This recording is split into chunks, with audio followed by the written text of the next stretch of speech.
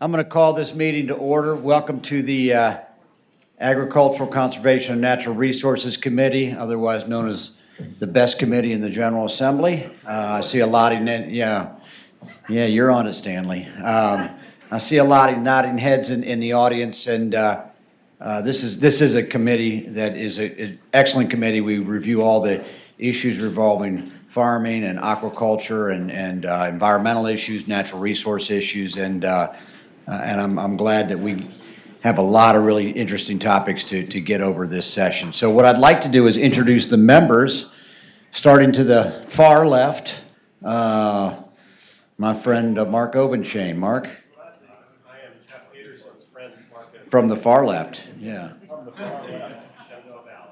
Okay, and just, yes, tell us a little bit where you're from. Mike Roth, Southern Virginia. Jim Hanger, Senator from Augusta County. Richard Stewart, 28th Senate District. All right, I'm Chap Peterson, Fairfax City, Town of Vienna, Western Fairfax County, occasionally known as God's Country. All right. There you go. I'm Senator Dave Larson, rest of Western Fairfax. Linwood Lewis, 6th Senate District, Eastern Shore, half the city of Norfolk, a little bit of Virginia Beach, Matthews County for the next few weeks. And I'm from the real God's country, Virginia's Eastern Shore. Monty Mason, 1st District, Williamsburg, and the Virginia Peninsula. Jennifer McClellan, 9th Senate District, which you are in, so welcome. Parts of the city of Richmond, Henrico, the town of Ashland, all of Charles City County. Good afternoon, Ghazala Hashmi with the 10th Senatorial District. That's parts of city of Richmond, parts of Chesterfield County, and all of Powhatan. Thank you, Mr. Chairman. I'm Joe Morrissey, the 16th Senate District, a large swath of Central Virginia, lots of farms and lots of farmers. Paid for and authorized by Barbara? Oops. Good afternoon. I'm Senator Favola, and I represent portions of Arlington, Fairfax, and Loudoun. Happy to be here. No farmers. Bill? I'm Bill Stanley from the 20th Senate District, and I grew up in Fairfax when they actually had farms. There's not a dang farm up there now, Chap, but another one of Chap's great friends that he does not admit to anyone in the public. We actually went to junior high school together, That's believe right. it or not. All right. All right. Yeah. I'm David Cedar, and I represent the Roanoke Valley, Empire, Southwest Virginia. I'm Senator Hackworth. Senator Hackworth, I represent the crown jewel of Virginia, Southwest Virginia, the 38th District. Okay, all right, thank you, everybody. And can I also introduce the staff? Michael? My name is Michael Jackson. They call me MJ. I am with the Senate Clerk's Office, and we have over in the corner there. Hi, I'm Claire Dunn. I'm the intern for Senate Committee Operations. Thank you. And legal counsel? Meg Lamb, Division of Legislative Services. Nathan Smith, DLS as well. Wonderful. All right. All right, gang, let's get right to it because I see Senator Newman here, and he and I had a good conversation yesterday. Yes, go ahead, Michael. Oh, yeah, let's take a roll call, please.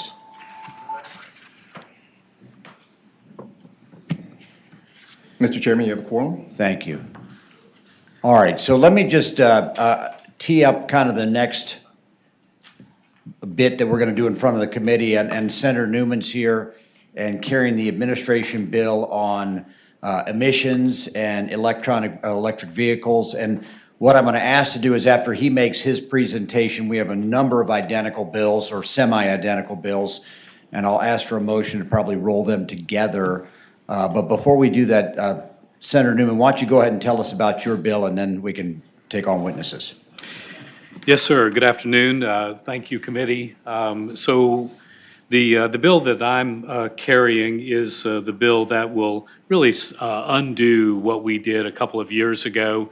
As many of you recall, this was kind of the night at the museum over there where we worked on this bill, and a lot of us had good conversation about it. During that time, I remember we kind of brought up during that time that we were concerned that one day we would all be here with a mandate to stop selling gas and diesel-powered vehicles. We all thought that that would not happen. I remember Senator Stewart and I were kind of arguing they could possibly do this. Well, they did it, right? And that's really the reason why I think we're here. They have mandated that we will not sell any gas vehicles in 2035, but it gets a little worse than that because I'd like to talk to you at some length about 2026. That is, in my opinion, the most dangerous date that we have lingering out there. Mr. Chairman, the bill is simple. So I could walk you through it, but basically on page 1, we strike the code section, and then on the next page, we have an enactment clause. They're a little different between this particular bill and I think Senator Stewart's bill and I believe Ryan's bill, in that mine goes maybe just a little bit further in making sure that we back all the way out and that Virginia kind of controls its own destiny kind of going forward. Mr. Chairman, as we go through this process, we do have some representatives from the department that are here to answer your questions, and also we have representatives from the AG's office just to answer the legal questions. There are going to be legal questions that you won't know the answers to, I don't know the answers to, and the Attorney General doesn't know the answers to, and those are some of the things that I'm actually most concerned about, and we'll work our way through those items. Mr. Chairman, basically what this bill does as it is currently constructed, it really kind of purposely ties Virginia's hands. It ties Virginia's hands not to the California legislature. Some have said that it's just not correct. It's actually to a unelected body that is called the California Air Resources Board. They are not elected by anyone. They are an appointed board. We, of course, here have a similar group, which is the State Air Pollution Control Board, which until this, they adopted regulation, and if we took a look at them and determined what we were going to do, we could either support them or not. The other is that there has been, I think, some confusion about what the bill covers. It does not cover large trucks. I know some have said that. It just doesn't, so it's not, we're not talking about, but we are talking about all large trucks like 18-wheelers. It does cover all cars, all what you and I call pickups, and all SUVs, all of them. Mr. Chairman, I won't go into all the questions about the environmental difficulties with lithium and that type of thing. I think they're pretty well known. Let me instead skip down to what I think is probably the most concerning part, and I will contend to you that we are planning to fail on this. That's our plan, and I'm going to give you the why. In just 2.5 years, in 2026, the 2025-2026 year, EV sales in Virginia must be 35%. I just challenge you. Does any of you think it's possible? Right now, it's less than 1%. Does anyone think it's possible? And it's just not. Now, will there be emergency regulation by California? I don't know that either. But the current plan is to fail. That's what we're going to do. And if we fail, there's consequences. And the consequences are in a number of buckets. One, somebody's going to pay a lot of money. That's what it is. The question, and you may have the question, you can ask the Attorney General's office, is it going to be $5,000 for every vehicle? The regulation's unsure about that, but what we do know is somebody's going to pay a lot of money, right? It's very clear that there's a strong penalty if we, in 2026, can't get to the impossible goal of 35%. Mr. President, Mr. Chairman, in 2030, I don't know what we can do by then. I know we can't do 2026. It's 68%, and then you know the well-known fact or well-stated fact that we have to be at 100% in 2035. But again, the unachievable goal that we all agree with, I would hope, I would think, is we cannot do 35% by 2026. If anybody comes up and testifies we can, I just want to know how. Right? How are we going to get to that? California has been dumping money, as you know, to buy electric vehicles. And their rates are still in the low numbers. They're not going to make it too. They plan not to make it as well. But we can do something about it, and I think that this bill, or if you didn't like this bill, another bill like it. I will tell you, I don't think we have to pass my bill, and that's okay. I know there are complications within caucuses on this bill. I get that. It's okay. But the House bill is coming. I hope we can fix it by then if we don't fix it on mine. Number two is there is another amendment that you could do, and that is just to say that we're not going to enter the program until 2027 or 2028. That would also be the other way that you could fix the problem, because we still have a year or so before the 2026 deadline jumps in. So I'll go a little further on this, and let me tell you, I'm not opposed to electric vehicles. I like them. Matter of fact, I have one. I have a Tesla Y, and I think it's the greatest thing on earth. I love that car. It's technically my wife's car, but every time we go anywhere together, we're in that car. Now, I do have a Yukon Denali too, that carbon-wise may offset that a bit, but if tell you what, if we go anywhere, we're in that Y. She's here now, probably in the West End, doing damage to my wallet, but she's here with that Y, and she loves driving a car, and I do too. So I'm not opposed to EVs. I think eventually we will get there. It's just that we're not going to get there by 2026. California thus far has spent an enormous amount of their budget and treasure before they had the current economic difficulty on EVs. And they are in a different culture. They are at 12% today. They cannot get there. We will not get there with our 1%. Mr. Chairman, there's other problems, other reasons why I think we are on a course that we plan to fail. There is a battery problem that we just don't have enough supply, and there's no expectation by 2026 we will have the supply to be able to have the batteries to have 35% of our vehicles being at 35% of our vehicles being EVs. Mr. Chairman, if we did, I don't think our system of electrical grid can handle it. My real job, when I'm not with y'all, I like being with y'all, but my real job is I sell power transformers. That's what I do. And when we sell power transformers, we see the grid pretty closely. And I just got to tell you, you can't get there from here. And it's not, right now, our little company in Lynchburg, Virginia, has an office in San Francisco of all places and one in Montreal. Our lead times for power transformers today are early 2025. We've never seen anything like that. Never. If you could get a hold of pad mounts or pole mounts today, you could sell them for $5,000 a piece.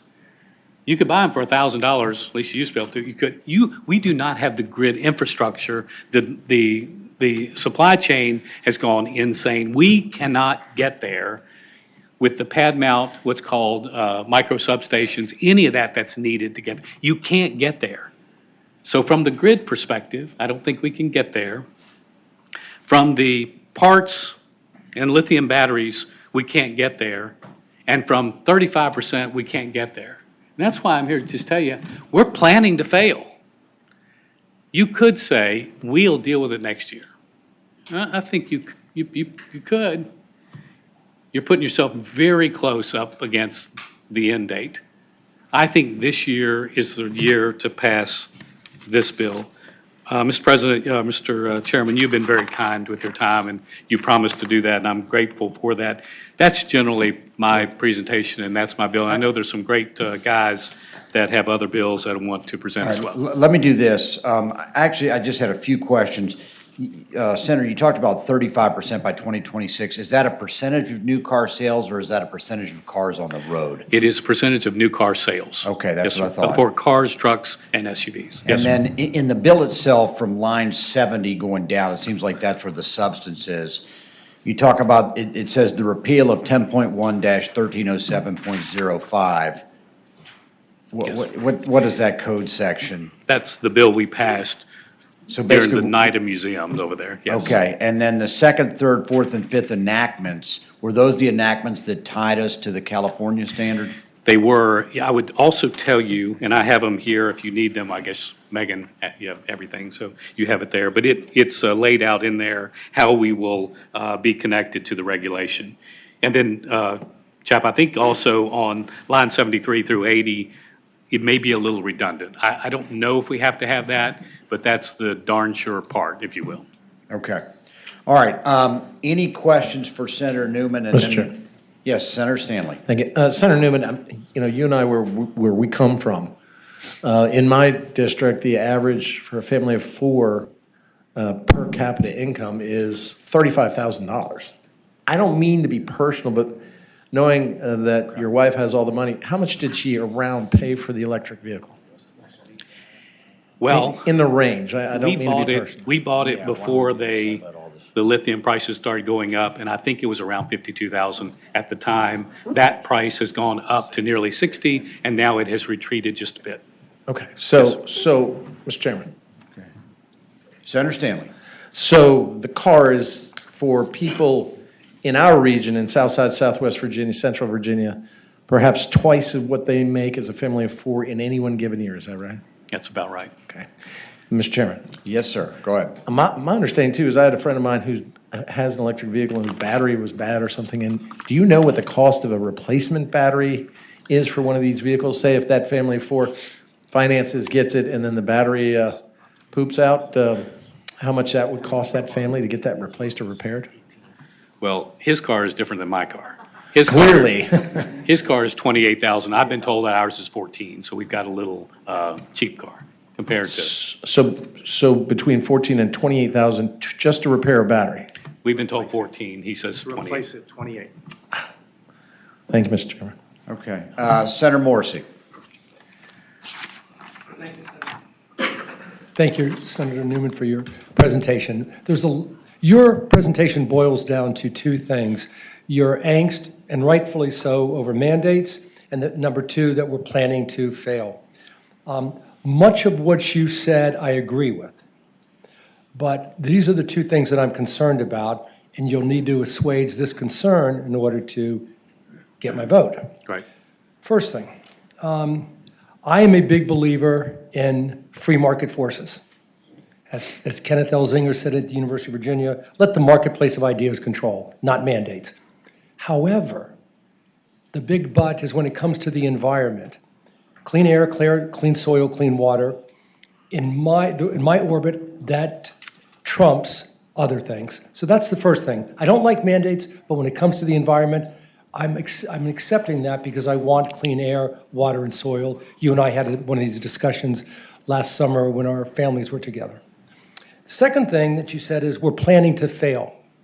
But don't we do that a lot? In the sense that we'll pass legislation knowing that we can't reach that goal or that objective.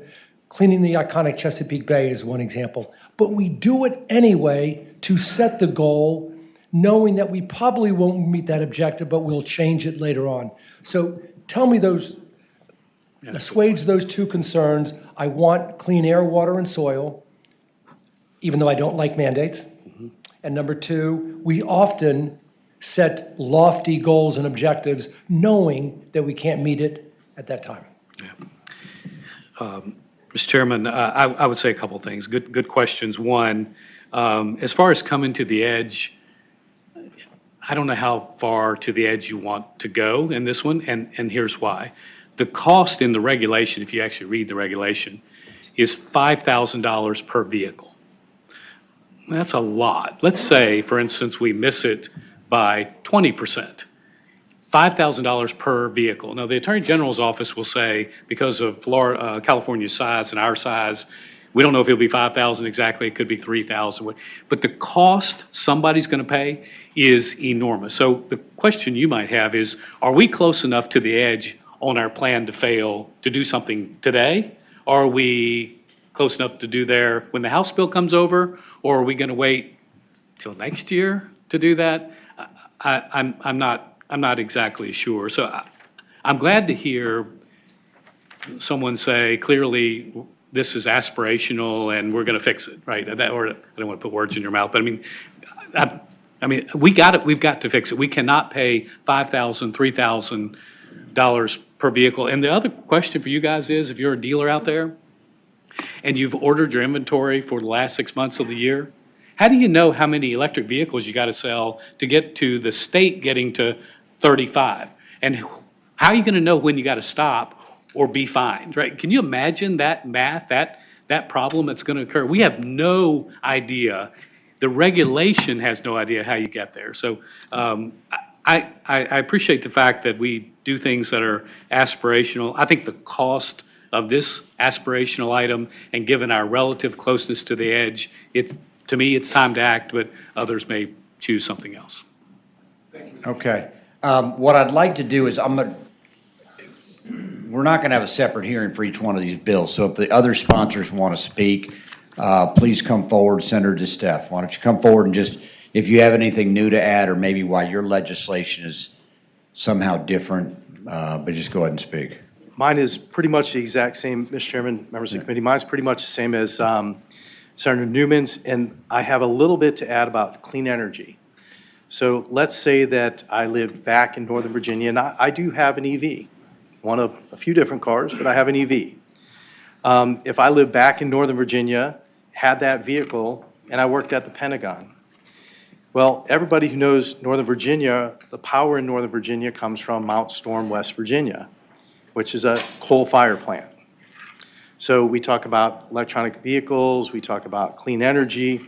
Mount Storm cannot handle even a 25% sales rate of EVs to still supply the power to Northern Virginia. I base that on California, and California at only 12.5% of new vehicle sales coming from EVs. They've had brownouts and they've asked people not to charge their vehicles. Again, think about this. When I lived in Northern Virginia, and it's still, that's where the power comes from. It comes from Mount Storm, West Virginia. It's a coal-fired plant. If you take and look at the vehicles sold in Northern Virginia, just from the top 3 dealerships, you're looking at in the thousands. If you say 25% of that, so in the thousands, or it's in the hundreds of thousands, but if you put that in the tens of thousands, and you added 25,000 EVs per year and charge those in Northern Virginia, the stress you're putting on Mount Storm puts you to where we were Christmas Eve when the cold snap came through and we started curtailing power on our major providers, not just in Hampton Roads, but across the state. So I think that, and again, I'm a big supporter of EVs. I have one. It's a little different than Steve's and it costs a little bit, maybe a tiny little bit more. And the batteries cost a lot more to replace them. But I will tell you that we as a Commonwealth cannot handle 35% of the annual sales of the motor vehicles in our state of just SUVs, pickup trucks, and cars. We can't handle that on our power grid.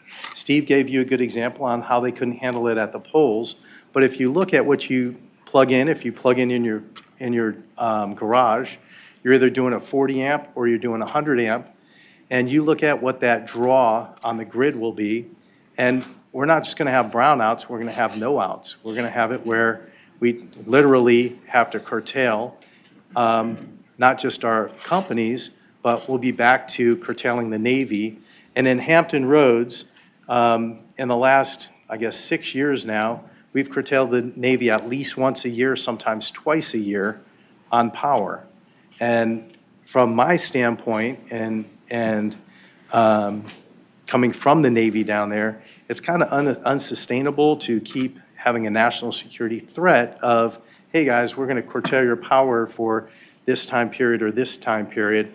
And on a Navy base, when that happens, you literally look at your highest power draws, and that's what you shut down first. And you say non-essential. So what, from a national security perspective, you would think is essential, from a power perspective, you would change your mind and say, people come first, my sailors and soldiers come first. So I'm going to make sure that they have power for heat and energy for their homes. But the things that we are curtailing are the things that, from a national security perspective, you'll never want to curtail because of being able to monitor things around the world. So I just want to say that I think it's great to have goals. I think that we are up on that edge.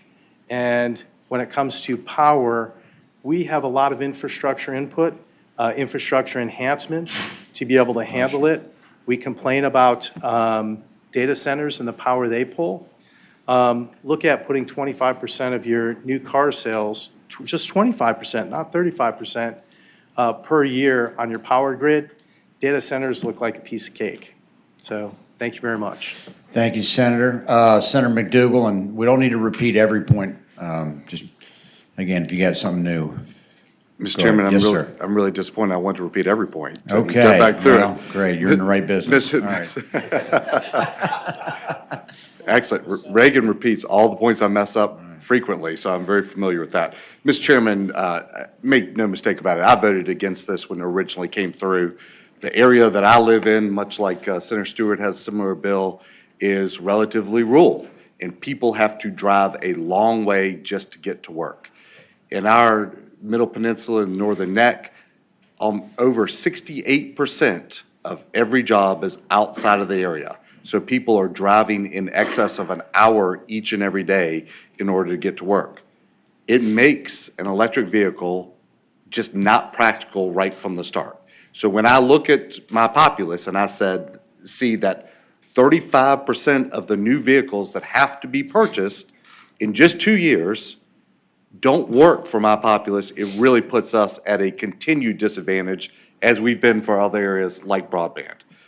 Mr. Chairman, I have a fundamental repulsion to the fact that we gave this to an unelected group of individuals in California. And I think that in and of itself, if we want this policy, that is enough to vote to repeal California doing it, and we in Virginia make those decisions. So as far as state sovereignty, regardless of your view on the issue, I just don't see how we let California make the decision. But as far as good public policy and decisions, in 10 years, you will not be able to purchase, and my understanding is register a gas vehicle in the Commonwealth of Virginia. So you cannot make a different decision and go to North Carolina and bring it back because they're going to have to certify that all new vehicles in Virginia are not gas or diesel. And if you're registering the vehicles in Virginia as new, then you're not going to be able to meet that standard. Some might quibble with that, but that is one of the definitions. So how do we accomplish that? Again, I grew up in an area that's much more rural. We do a lot of agricultural. A lot of farmers have vehicles. My mother still works in a plant business where all of her delivery trucks are in light kind of diesel trucks. They're not 18-wheelers, but they're a little more than a pickup truck. I don't know how it works for them to be doing long-haul delivery to North Carolina or Pennsylvania in an electric vehicle. And I think as both Senator Newman and Steph indicated, where we are energy-wise, we do not have enough energy to support the implementation of this bill.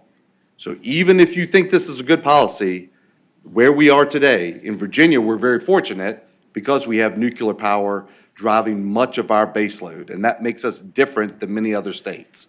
But we do not have enough energy to make all these vehicles electric and still run the rest of the business and personal being of the Commonwealth of Virginia.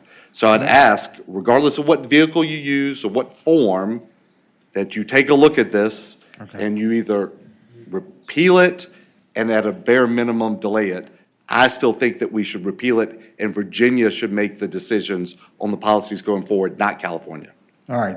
Thank you, Senator. And by the way, I'm glad you mentioned North Anna. We do have 2,000 megawatts of nuclear coming out of North Anna. That's what powers Northern Virginia. Okay. Question from Senator Favola and the Senator Marsden. There's I'm a sorry. statement being made. There's a statement being made that Virginia should establish its own standards. My bad. Okay. Now, I've been given Mark, I'll information get that according to the federal law, states can't establish their standards, but there was an exception for California, which is why there's a reference all the time to the California standards. That seems to be the only standard that we can model because we can't establish our own. I would like clarification on that. I've been given that information by several groups. I think that'd be helpful if legal counsel could kind of step in with the Clean Air Act ramifications. I think we can have the Attorney General, but you're right. So I don't think there's a debate about that. Right. California's exempted There's a under that. national standard. California went through a process to have an alternative standard. If we bring it back to here, we will choose that, and then we will fall under the federal standard. And they will follow the federal standard. I That's just right. think that needs to be clear so people don't think that we can just somehow establish a new standard. We cannot. It would be the federal standard or Or the California California standard. I just for You clarity. are correct. That's right. All right, let me get to Senator Obenshain, and I'll get to Marson. Mark. A couple of questions. First of all, Senator McDougall, you said that, and this is news to me, that if I were to go over to Franklin, West Virginia, and purchase a new gas-powered vehicle after this mandate goes into effect, that I would not be permitted to register the vehicle in Virginia? Is that what I heard you say? Mr. Chairman, I would say that I don't want to stake my entire reputation on that, but one of the groups that approached me indicated that they believed that the interpretation would be, since all sales of new vehicles in Virginia had to be electric, and when you register those vehicles, you have to, vehicles under a certain mileage, or in essence, new vehicles, if you register something that is gas-powered, that would count against the number in Virginia. So I don't know that we're to that level of interpretation, but that was an interpretation one group advised me. Mr. Chairman, further. Okay, go ahead, follow up. So I guess that raises twofold issue. One is, if you are correct, I wonder whether that violates the Interstate Commerce Clause. If you are incorrect, I wonder the extent to which that injures Virginia auto dealers, given that we are bounded by Maryland, Tennessee, Kentucky, West Virginia, North Carolina. Mr. Chairman, I would say the way it came up was when the person was arguing to me, I said, well, 2035, I can just go to North Carolina and buy whatever car I want to, because they're not going to join this. And I was told, well, you might not be able to because you're not going to be able to register it as a new car. I don't want to stake that as 100% fact, but it's certainly the belief of some in the industry. So further question, Mr. Chairman. Yes, sir. Would you agree that if this advances and we get further along, that the burden of this is going to be a regressive burden that disproportionately falls on those who are less able to afford the higher cost of electric vehicles? Mr. Chairman, I would say that people in my district will be forced to, in a couple directions. They won't be able to purchase a new car because the electric charging options for the distances they drive, unless there's some dramatic increase, are going to be prohibitive for them in their daily work and social lives. So number one, and it will drive up the cost to them because they will have to go and try to purchase vehicles that are maybe not new from other states. And certainly it'll be more expensive if they have to buy gas-powered vehicles or diesel-powered vehicles for them to live and work. Okay, let's wrap this up, guys. I mean, Yes, sir. we're not So going to press if conference. lower income consumers can't afford an electric vehicle and the laws of scarcity drive up the cost of new gas-powered vehicles, I gather that that would drive them to the used car market and increase the sales of used cars. Do you have any idea what impact that is likely to have on the environmental interests that this is intended to protect? Objection leading. Go ahead. Mr. Chair. No answer was I thought that- suggested. I'm waiting. I thought that wouldn't it be true, but I don't, Mr. Chairman, I don't know what the specific impact would be, but I do know that you will have individuals that will be forced to purchase cars that are, as we've seen over the last 2 years, in the used car market that are much more expensive and are less fuel efficient and certainly less environmentally beneficial. So it would be logical that it would have a negative impact. Okay, all right, I've got some questions on the Democratic side. Let me get to Marsden, Hashmi, and McClellan in that order. So Dave, go Just ahead. very quickly, I want to do the unthinkable here and defend California. A number of years ago in LA, I met Fran Pavley, who was one of our colleagues of another state. She was a state senator. And she was the sponsor of AB, which is their version of Assembly Bill 32. And the goal of AB 32 was to roll back California's pollution, air pollution, to what it was in 1990. This was 2006, where she got this done. And the auto industry came to her and said, ma'am, we just can't sell cars in California if you do this, and we won't. We can't meet this. Well, she said, we'll miss you, but I'm sticking to my guns. And their legislature did stick to their guns. And it was supposed to be, I think it was 2022 that they were supposed to meet that goal. They met it in 2018. Because American technology and American science can do an amazing job when they have a goal. And we are at a situation now where we breathe cleaner air, our children breathe cleaner air, because somebody in California had the guts to stand up and do what's right, and all of us benefited from it. Now, I'm not saying that the things I've heard today, that some of that can't be true, but I have faith in this country.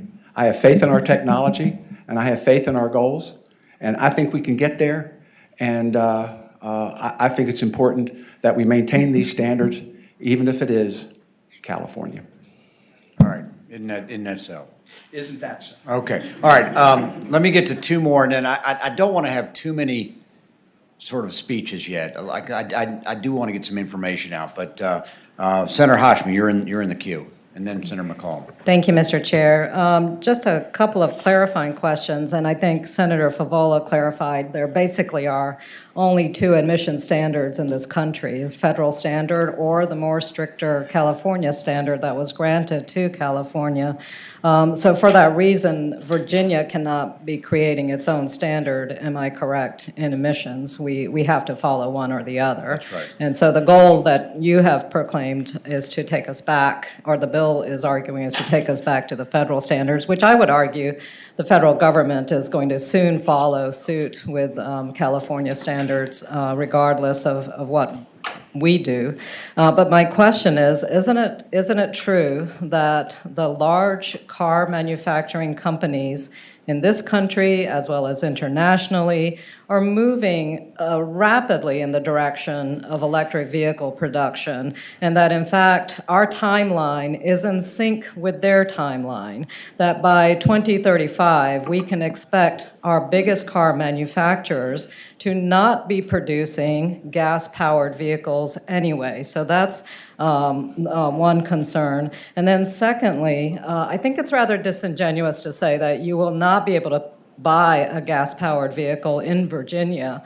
We know that used car sales are the majority of car sales often on an annual basis, and used cars, gas-powered vehicles, will continue to be sold in Virginia, probably well into the 2040s. Most of us drive, I know I drive my vehicle close to 200,000 miles, and so gas-powered vehicles will always be an option for the next couple of decades, basically, for Virginians.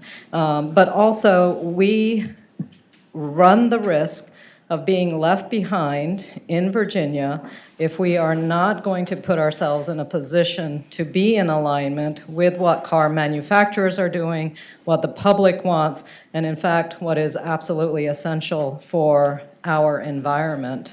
So just wanted to clarify some of those if you want to speak to those. And I will add, a few months ago, Senator Newman, you and I had a race in South Carolina. To Georgia. That's You right. were in your Yukon, I was in my little hybrid, and I believe you won. All right. I believe so, but I hope you got there safely in that little bitty car. I've got a couple openings on my race team if you guys would like to maybe take this to the track. I'm going to disagree with you on something. I don't believe that we're going to be able to get to 100% by 2026. I don't know if that was your statement, but I don't think so. 2035. Number two. 35. Well, I think what you had said is they'll be able to have, by 2026, they'll be, okay, if not, then I'll withdraw that. The other is this. I think the new car dealers, the manufacturers are here. I hope you'll listen to what they have to say. I think they have very good information that they can share with you. They are all moving forward. The date that I think every one of us need to keep in mind is that 2026 and 35%. I don't think there's any way we're going to get there. We're going to pay a big price for it. So the New Car Research Association is here, and they can help you with that. Okay. I'm going to let Senator McClellan have her bit, and then what we're going to do is get to the audience, because we could talk all up here all day as politicians. Yeah, Senator McClellan. I just wanted to clarify some of the statements that have been made, and I'm not going to ask questions because I've actually looked at the data and know the answers, so I'm just going to say what they are. I want to be clear that the ban of new sales begins 2035. That's 12 years from now. The average lifespan of a car is about 12 years. It will only ban the sale of new cars, not the sale of used cars. You can go to another state that is still selling them, buy it, bring it here, and drive it. You violated nothing. As has already been stated, 6 of the major auto manufacturers have said globally they're going to stop making gas combustible cars altogether by 2040. 14 states, including our neighbors in Maryland and DC, have also adopted the California Clean Car Standards. So, and the manufacturers prioritize sending the electric vehicles to the states that have the standards because the demand is higher there. But here's the fundamental fact. This transition is coming. It's coming. It's coming sooner than a lot of people thought 2 years ago.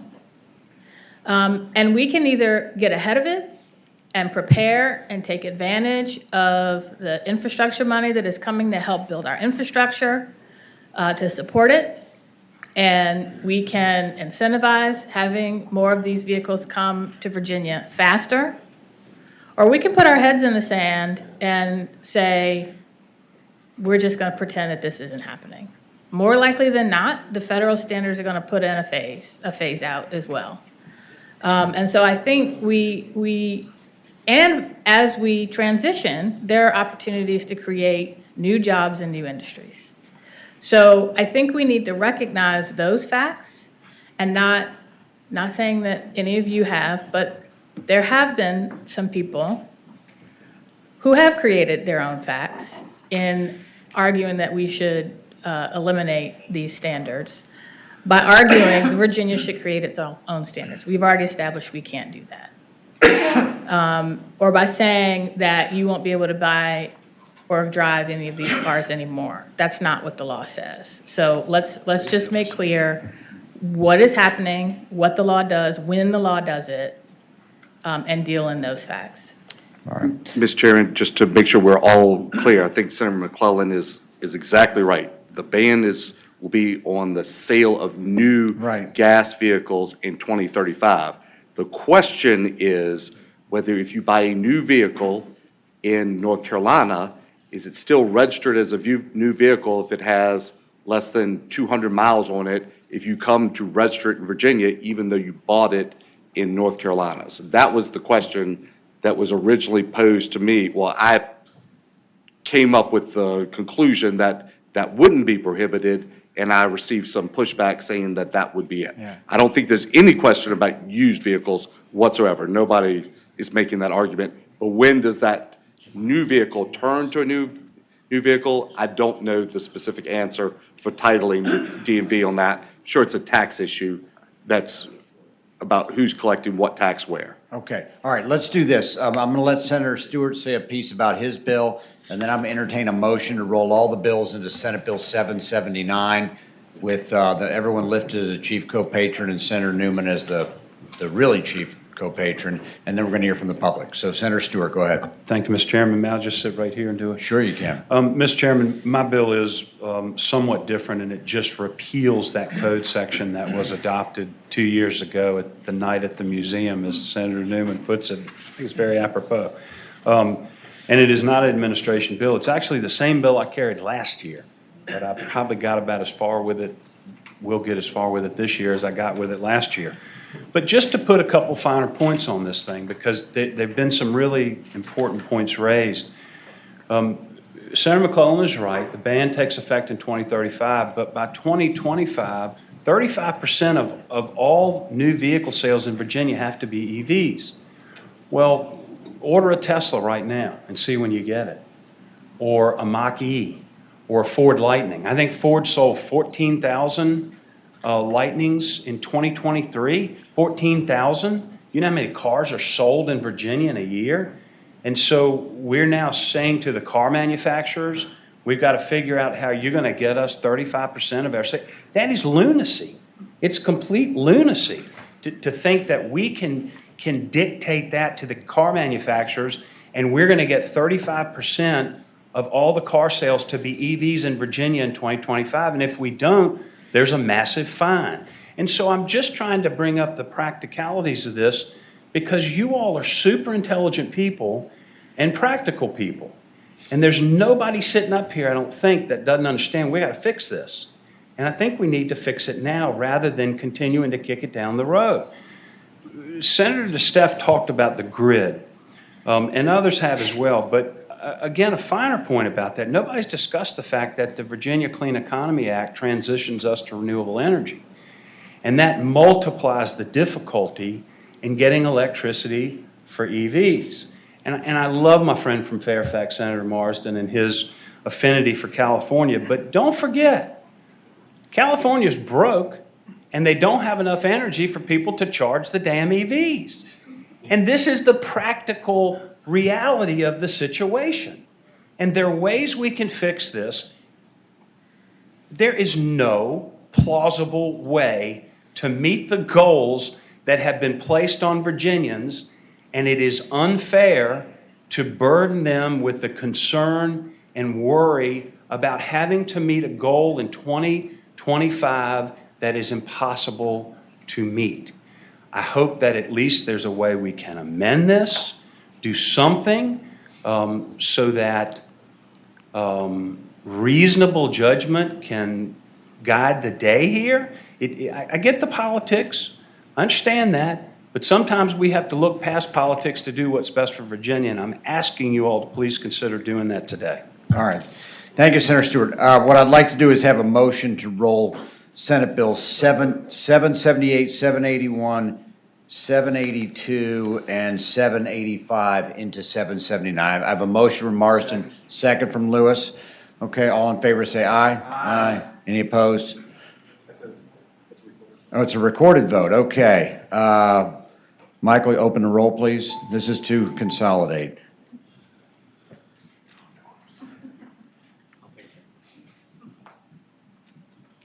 Ayes 15, no zero. Okay, ayes 15, no zero. So now we're all consolidated on Senate Bill 779, so we're all on the same page. I'm going to assume we have a couple people want to speak on this. So what I'd like to do is get to the proponents first and then get to the opponents. And we've already had this for a bit, so what I'd suggest is each speaker try and limit to 2 minutes. If you feel like you really got something else to say, figured out how to do it in 2 minutes. Okay, so can I get the proponents in line, please? Zoom participants who would like to speak in support of this bill, please raise your hand electronically now. Okay, and these, just for the record, these are the proponents, and go ahead, state your name and who you represent. Yes, sir. Good afternoon, Mr. Chair, members of the committee. Jennifer Wally, Deputy Secretary of Natural and Historic Resources. Some of you may remember me from my time in the private sector, but I come before you today in my relatively new role in the administration in support of Senator Newman's bill. In the interest of time, I'll keep my remarks brief. The administration believes a repeal of tying Virginia to standards and regulations in California, or any state for that matter, is the most appropriate path forward. The current rule is designed to be self-executing mandate, essentially automatically updating with each new California requirement promulgated by the California Air Resources Board, or CARB, as we have heard earlier.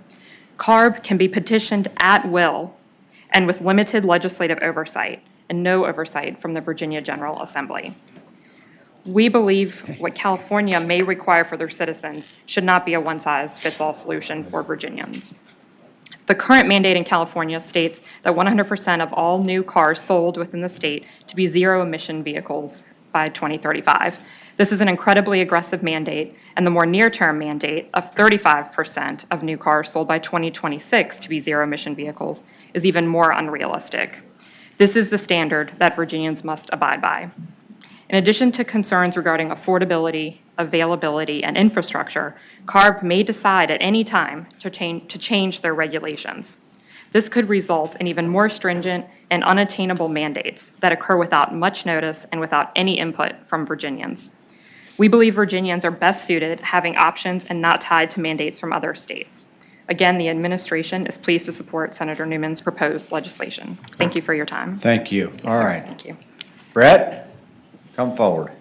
Mr. Chairman, Brett Vassey, President and CEO of the Virginia Manufacturers Association. I want to start by saying we support EV vehicles. We make them. However, I want to contribute a couple of pieces of information in why we support pulling away from the CARB rule specifically. 8.5 million vehicles are registered in Virginia. 0.5% are EV, 0.5%. It is impossible to meet that goal by 2026. By 2035, similarly. The second thing that we want to contribute is one of the issues we have in the supply chain is our lithium-ion batteries. Even the SEC in one of their energy storage reports has recognized that right now the lithium-ion battery is the preferred source of energy for most vehicles, including our trucks. The source of cobalt is almost 100% supplied from the Congo, used largely child labor. It's well documented. The source of ownership of those mines, Chinese national companies. There have been reports and assertions that those refining facilities are using either slave labor or they are using labor that is in prison. So you have a supply chain that now global companies like our members are trying to figure out how to certify their supply chain going all the way to the mine. Because if you believe for a moment that by buying an EV car with a battery the way that the supply chain is today has no pollution, you are not paying attention to the fact you're exporting your pollution. We need to have a solution for that. And the final thing is, you've heard us talk a lot about recycling. It's a very important part of manufacturing going forward. Right now, we have zero recycling of batteries, and there will be 4 billion pounds of toxic materials we have to recycle from these batteries when we get to the full implementation. We have a lot to do before we go any further. Thank you, Mr. Chairman. Okay, anybody else proponents who are here live? How about on Zoom? Would any Zoom participants like to raise their hand to speak in support of this bill? There are no speakers, Mr. Chairman. Okay. All right, opponents. I know we got a couple. Would any Zoom participants like to raise their hand in opposition of this bill? Okay. Come forward, just state your name, who you represent, if you represent a group, and you got 2 minutes. All right. Please. Good afternoon, Mr. Chairman, members of the committee. Trip Pollard with the Southern Environmental Law Center. Virginia's landmark 2021 Clean Car Standards are one of the most significant steps the Commonwealth has taken to address the climate crisis, and it provides numerous other health, environmental, economic benefits, which I think others will touch on. These fundamental facts are not in dispute. Unfortunately, there has been a fair amount of misinformation, both here today and in the press. Obviously, don't have time to respond to them all in a minute and a half. I did want to reply to the main argument opponents of clean cars until this afternoon have made, is that Virginia should set its own standards. We heard this again from some folks, as was in the back and forth. It seems like for the first time opponents have admitted that's actually not the case. But I do think we've heard it so much, it's worth underscoring. Virginia cannot set its own standards. People keep saying we're giving up sovereignty or we need to not give controlled to an unelected board in California. But it's either a federal standard or it's the standard that California is authorized under federal law to adopt. There is no option at all for Virginia to set its own standards. There is no legal authority. We also heard a lot about the 35% requirement and the ramp up. You know, the first year's requirement is 8%. And I'll tell you, in the last part of 22, EV sales are already at 7%. So we're getting there. As for the amount in 26, it's actually overstating it to say 35% because the bill that you passed and the whole structure builds in credits and other flexibility. And you can also have a number of the sales, 20% can be plug-in hybrid electric vehicles, which run on gas as well as electric. So there's a whole lot of flexibility built in here. I think we will have no problem getting to where we need to go. And I see that the time has already run, so I urge you to reject these bills. Thank you, Tripp. Yes. Mr. Chair, members of the committee, I don't have a law degree like my friend Tripp Pollard, so I'm going to be quick. I'm Kim Jermaine from Advanced Energy United. Okay. We are a trade association that represents about 150 groups that develop, manufacture, install all of the advanced energy technologies that we support, including electric vehicles. The only thing I want to say is that, as Senator McClellan stated, this is the way that the market is already going. Major manufacturers in the United States, including Ford and GM, plan to be 100% electric by 2035. And so these standards are in line with that. So we oppose this legislation. Thank you. Thank you. All right, Chris. Senator Peterson, members of the committee, Chris Lane, Virginia League of Conservation Voters. I want to spend some time, we've talked about how we're going to get there, but I want to talk about why we're here. Under the leadership of the majority of the members in this committee, the General Assembly set meaningful sector-wide standards when it came to climate action to tackle emissions and to bring about cleaner air. About half of that pollution comes from the transportation sector, and we know that's fueled primarily by single passenger vehicles. We know that under Virginia's current energy mix, the electricity to power EVs emits just 1/4 of the emissions of the average gas or diesel car. We know that because none of these emissions are released from a tailpipe, that communities, particularly those who sit alongside busy roadways, will breathe cleaner air as a result of sticking to these standards. And we know that clean car standards are absolutely essential to reaching Virginia's commitment to cleaner air and climate action. Accordingly, we oppose these bills. And we do have folks on hand and ready to respond to a lot of the claims that were said today. If we would like to spend any time answering some of those questions from our perspective, we welcome the curiosity of the committee. Thank you, Chris. Next up. Hey, Mr. Chairman, members of the committee, Jay Ford with Chesapeake Bay Foundation. We take a uniquely Bay perspective on this, and that is that each year, according to the most recent data available, which is in 2020, the emissions from vehicles are directly responsible for around 12 million pounds of nitrogen into the Bay. For that reason, we oppose these bills, as we'd like to continue to see progress. That's a substantial sector of water quality. Thank you. All right, thank you. Okay, anyone else who wants to testify live as an opponent? Do we have folks on Zoom who are opponents? Yes, we do, Mr. Chairman. Josh Fisher, you may unmute and speak. And if anyone else on Zoom would like to oppose this bill, please raise your hand now. All right, Mr. Chairman, my name is Josh Fisher. I'm here on behalf of the Alliance for Automotive Innovation. We represent the automakers which produce about 97% of all the light-duty vehicles sold in the U.S. So we are neither for nor against these bills, but I want to speak as an interested party since it's our members who are the regulated entity here. As it's been mentioned, California EV sales are about 19%, and nationwide it's about 7% of new vehicle sales in 2022. So this is a positive trend. And it doesn't change the fact that California's mandate is still very aggressive, even in California, which has had decades of supportive EV policies, and it's gotten them to 19% right now. So the fact is, these regulations are extremely challenging. And the question is, why is that? Now, whether or not these requirements are realistic or achievable is going to depend on a lot of external factors like inflation, availability of charging and fuel infrastructure, supply chains, labor, critical mineral availability and pricing, and the ongoing semiconductor shortage. And these are complex, intertwined global issues that are beyond the control of our members, beyond the control of California, beyond the control of Virginia. Now, we've told California and others that getting more EVs on the road, which is a goal our members share. We are 100% committed to electrification of the transportation system. But in order to achieve that, this mandate must go hand in hand with other policies that together are going to ultimately determine the success of this program. And I'll just note, since Virginia adopted California's original mandate 2 years ago, it has not adopted any other policies to support its residents to make the transition to electric vehicles. And with ACC2, that challenge is just greater. So I'm here to advocate for consumer purchase rebates, enhanced EV charging infrastructure build out, updating your state building codes. These are all policies that you need to adopt if you're going to move forward with this policy. So I just wanted to take this opportunity to put that on the record. We're willing and able to work with Virginia on those policies. But frankly, without those policies, this regulation, which is already challenging, is that much more difficult to achieve.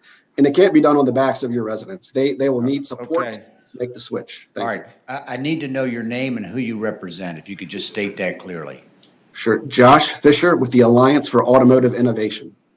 Okay, and we live in a binary world. Are you for or against this bill? Neutral. No, we can't do that up here. We don't do neutral. All right, thank you. Who else do we have? There are no more speakers over Zoom, Mr. Chairman.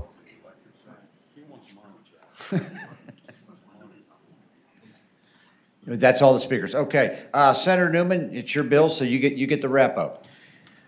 We'll do it. Thank you for the kindness and the way you handled this. This is an item that we have some disagreement on it, but this is the way we should do it. I will tell you this. I don't think I misrepresented anything to you. I'll just be very clear about that. I came to you today talking to you about new vehicles, and I came to you today talking about the fact that I don't think we get there. So I appreciate it. I'm not going to argue with the audience in any way. The flexibility is minuscule, and I am deeply concerned that we have not even begun to talk about the cost, and it's substantial. California has spent an enormous amount of money to get ahead of where we are, and we will spend an enormous amount of money if we were going to get close to this standard. Number two is that if we don't, the penalty is dramatic. And number three, the last thing I'll say is, I think I was pretty clear that the federal government standard and the California standard, right now, if you choose the federal government standard, you do not have the requirements we talked about today. So it is a very clear binary decision. Either the California standard that I think is a failure-oriented standard, or we can pick a standard that today is doable. Mr. Chairman, you've been very kind. Thank you. Thank you, Senator Newman. Okay, we've been talking about this for over an hour, folks. Chair will entertain a motion. Move to report. Second. What are you doing?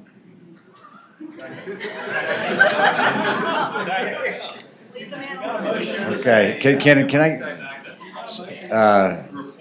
All right, we have a motion and a second to report. Do I have a substitute motion?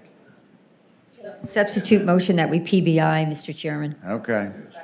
You're not supposed to ask for that as the chair. I'm not. You're supposed to be neutral. I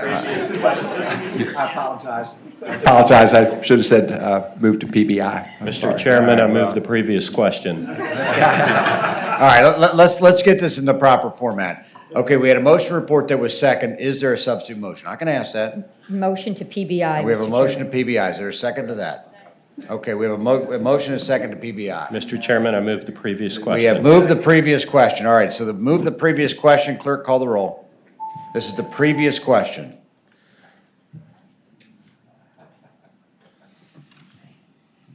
Ayes 7, noes 8. Okay, so we're still on the main motion, which is the motion to PBI. Who made that motion? Was that Barbara? Okay, you want to speak to the motion? Sure, just briefly, I will say the presentations have been helpful. I appreciate the civility of this conversation, but I truly believe that a clean environment is our future. We owe it to our children. We owe it to ourselves. I think this is a public health issue. I think people suffering from all kinds of diseases would do better if we had cleaner air, and the only way we are going to get there is if we have incentives that the law can provide. And I hope one day that we can provide rebates to folks so they can actually purchase these and have an incentive to purchase them. That's how I see our future, a greener world, and that's why I'm moving to PBI this. Okay. Let me just make a couple closing comments, and I'll just simply say as follows. I've appreciated this conversation, and this is an issue that's it needs some time to marinate, and the sponsor and I have talked about that for the short, I think at this point, I'd like to see how this market develops and give it a chance to breathe. I do recognize there are going to be some systemic issues that we're going to have to tackle. But at this point, I agree with Senator Favola. I think I'd like to stay the course right now, and so that's how I'm going to vote. Okay, clerk, open the roll, please. It's the PBI. PBI. Senator Hackworth? Ayes 8, no 7. Okay, ayes 8, no 7. The bill is passed by indefinitely. Thanks, Thank Jeff. you, Senator Newman. Okay. Okay, that was about half the docket, maybe more. Senator Hackworth, we've got your Senate bill. Do we have anyone here who's not a member? Cosgrove. John, come forward. Thank you, sir. This has nothing to do with EVs. Okay. It has nothing to do with batteries. Mr. Chairman, I'm bringing this bill at the request of the City of Virginia Beach. Under the Virginia Code right now, when somebody is issued a wetlands permit by the local wetlands board, for some reason in code, it has been called out that permit has to be notarized. The permit's already gone through 3 separate review committees. One would be the Army Corps of Engineers, one would be the Virginia Marine Resources Commission, and one would also be the local wetlands board. It doesn't sound like it's overly burdensome, but the number of these wetlands permits that go through each month are substantial. And this is it's just a streamlining process that the City of Virginia Beach would like for you to do. Okay, so this would basically get rid of the notarization requirement. And that's all it does, yes, sir. Okay, any witnesses here to speak to Senate Bill 867? Okay, we got a motion and a second to report the bill, Senate Bill 867. Clerk, open the roll.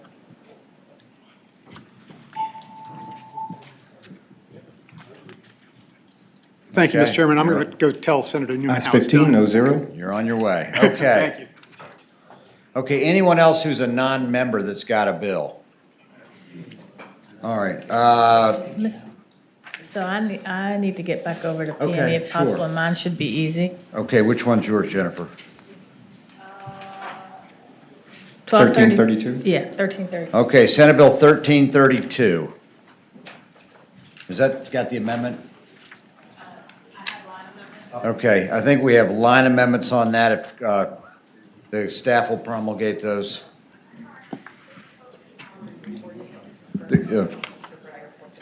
Sure, why don't you report them first? Everything all Mr. right? Chairman, Sure. for SB 1332, on line 36, after about, Oh, okay. we're going to strike Romanet 1.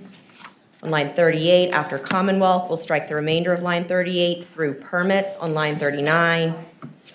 Line 168, after B, we'll strike the remainder of line 168 through cave on line 169, and then we'll insert capital letter cave.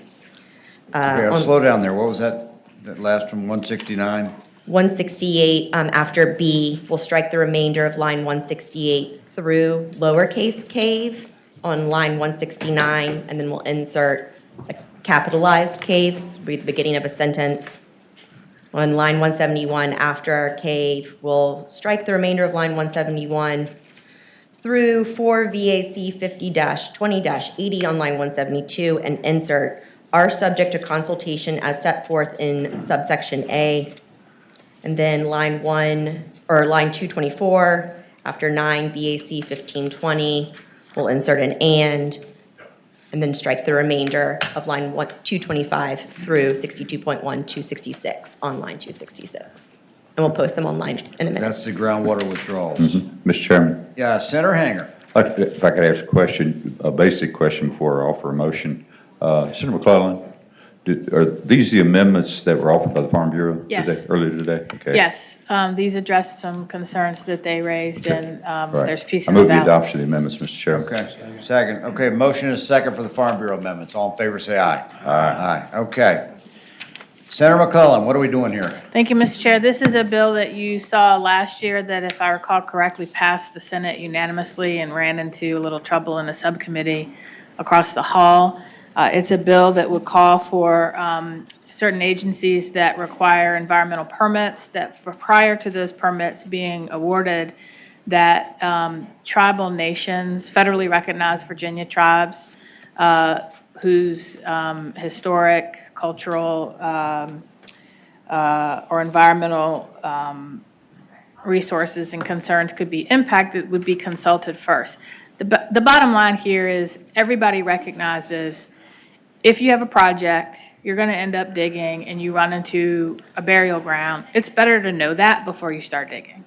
This bill does not give the tribes veto power. It basically ensures that our state agencies, before issuing a permit, will consult to make sure that there may be historic artifacts, historic properties that may not be reflected in any document that exists, because a lot of those documents either don't exist or were destroyed, but the tribes know by word of mouth and their own history they have passed down generation to generation can raise. So that's the bill.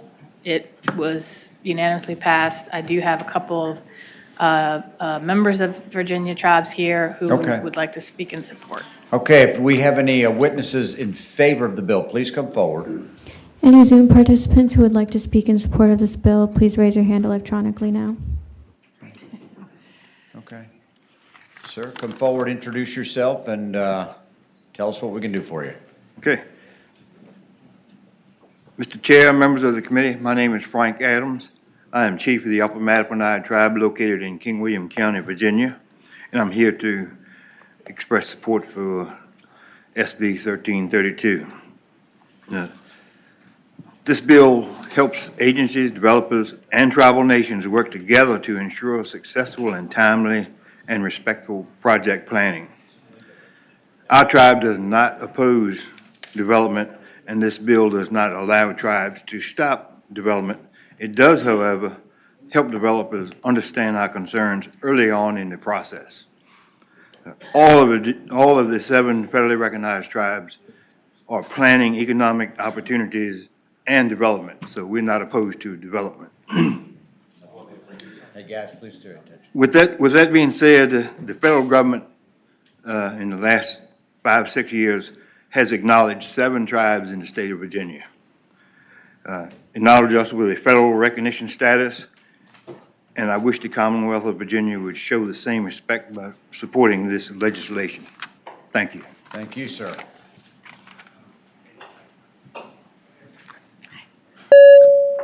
Good afternoon. My name is Robert Gray. I'm chief of the Pamunkey tribe in King William County. Appreciate the opportunity to speak here, asking for your support for this bill. The way I see it, it just puts Virginia in line with the federal government in that it gives federally recognized tribes the opportunity to consult on issues such as this. We're just, as my friend and fellow chief Frank Adams said, we're not against development. We're not against what the state wants to do. We just want the opportunity to consult and share our knowledge and our advice. But again, thank you for the opportunity. Thank you, sir. Mr. Chairman and members of the committee, Jay Ford, Chesapeake Bay Foundation. We have a tremendous cultural history with our state and federal tribes. They are inextricably tied to the Chesapeake Bay. We think providing them an opportunity to provide feedback only makes sense, and we hope you'll support this bill. Thank you. Great. Are there any Zoom participants who would like to speak in support of this bill? There are no speakers on Zoom, Mr. Chairman. Okay, any opponents? Okay. Any Zoom participants who would like to speak in opposition, please raise your hand. There are no speakers, Mr. Chairman. Okay, Chair will entertain a motion. Mr. Chairman. Yes, Senator Henry. This bill, as Senator McClellan, it was before us last year, maybe we didn't look at it as closely, but it went out here 16-0 or 15-0 unanimously on the floor, unanimously, and died on a tie vote in subcommittee over in the House. The amendments that were offered, I think, goes a long way to clear up some of the potential mischief that it could have caused that as went through there that were reviewed by the Farm Bureau. I was asked to be a chief co-patron on this with the concern that Senator McClellan might decide to go to Congress before we finish working on it. Okay. And I have some Native American blood in me too, so I have an interest in that as well. So I would move that we report it. There we go. And I'd like to thank Senator Hanger for teaching us all about the co-chief patron option over here. Okay, all right, so the motion actually is Could I ask a real to quick report question? and refer to finance. Yes, Senator Morrissey. Thank you. We all know where this bill is going, but Senator, can you tell me, in the past, has it been that the DEQ or VMRC or the Department of Historic Resources has not been consulting with the chiefs and the Native Virginia tribes? In the past, yes. And then there was an executive order issued under the prior administration that required them to do that. And once that administration ended, that executive order expired. And so this just puts it in the code. All right, thank you. All right, we've had a motion and a second to report the bill and refer it to finance. Clerk, open the roll.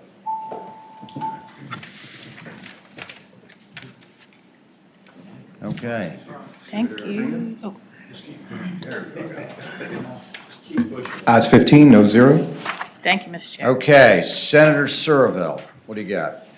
Thank you, Mr. Chairman. This bill is about a really cool little neighborhood right on the Potomac River, jammed between Leesylvania State Park, Neabsco Creek, and a railroad track. And they actually have a really fun Memorial Day parade every year for the 7 houses they have out there if you want to come and sit on the beach on the Potomac and drink a beer and celebrate our country. But apparently somebody was selling their house, and one of the lenders was looking at the chain of title and discovered that there wasn't a proper easement granted from the state park into this community of homes. And the only way that DCR is legally allowed to create an easement on state property like this is if we pass a law. And so DCR came to me and asked me if we would pass this, allowing them to grant this easement to this neighborhood so they can get in and out of their houses legally without doing like an easement by prescription or by necessity or whatever's been going on for the last 100 years these houses have been here. Okay. Okay, so it's a permanent, non-exclusive easement, ingress, egress from, okay. Mr. Chairman? Yeah, go ahead, Senator Hanger. Thank you. These would be viewed as somewhat technical. DCR had a series of them, and if you would entertain it, I think there are 4 of them we could put in a block. Okay, so this one, Scott, yours is Leesylvania? Yeah. What are the other ones? I don't know.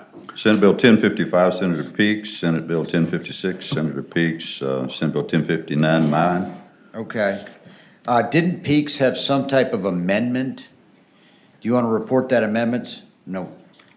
What's that? Did not want the amendment. Okay, so why don't we do this? We've had a motion to basically, well, take up in a block. He says he needs the amendment on Peaks. You might want to take that one separate. I thought, she just told me we're not amending Peaks bill. Okay, Emma, can you tell the ones, what are we putting in a block here? Senate Bill 1055, Senate Bill 1056, Senate Bill 1059, and Senate Bill 1065. 1055, 1056, 1059, and what was the last one? 1065. 1065. Those are the easement bills. All right, do I have a motion to consider those a block? So moved. All right, second. All in favor, say aye. Aye. Okay, those are in a block. Do I have a motion to report them as a block? Motion to report in block. Okay, before we take it, is anyone here in opposition to these easement bills? State park easement bills? Is anyone on Zoom in opposition to these bills? If you're in favor, be quiet because they're about to pass. Okay. All right, so we have a motion for the block to pass. Clerk, open the roll.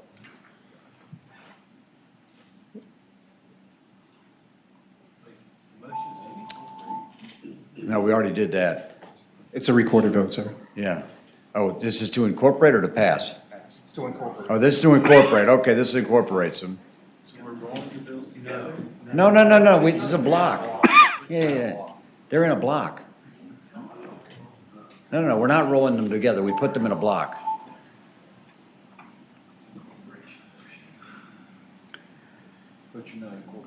Okay, just so everyone's clear, we have 4 easement bills. We put them in a block. They're not incorporated to each other. They're still separate bills, but we're just voting to pass them as a group. As soon as we get the open room. Ready to go, Michael? Yes, sir. Okay, go ahead. Fire away. Ayes 15, no zero. Ayes 15, no zero. Scott, you're on your way. Thank you. Okay. All right, Travis.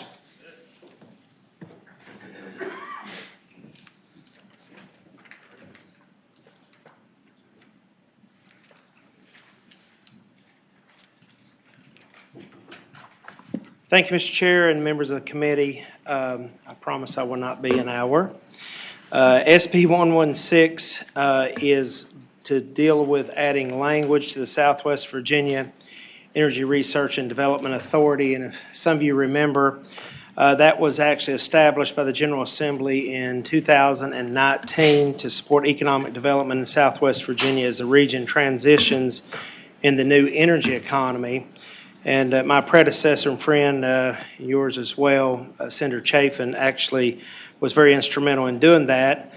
And he actually called me up and appointed me to that board as soon as that happened. I served on it until that I was elected senator.